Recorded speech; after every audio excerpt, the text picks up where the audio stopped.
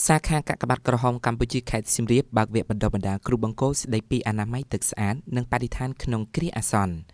នៅសាខាកាកបាទក្រហមកម្ពុជាខេត្តសៀមរាបនៅថ្ងៃទី3ខែកុម្ភៈឆ្នាំ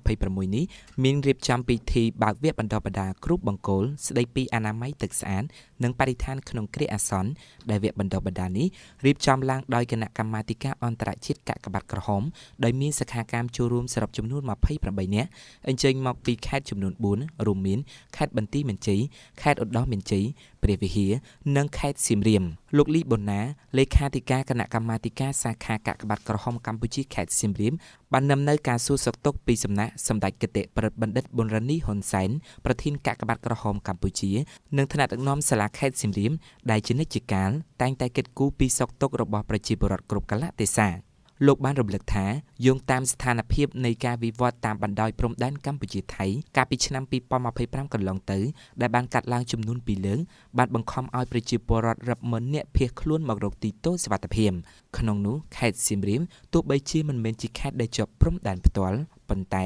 បានទទួលបន្ទុកយ៉ាងធ្ងន់ធ្ងរក្នុងការទទួលស្នាក់នៅរបស់ជនភៀសសិង្ហគិតត្រឹមថ្ងៃទី27ខែធ្នូឆ្នាំ2025ចំនួនជនភៀសសិង្ហក្នុងខេត្តសៀមរាបមានរហូតដល់ចំនួន59648គ្រួសារស្មើនឹង154,600នាក់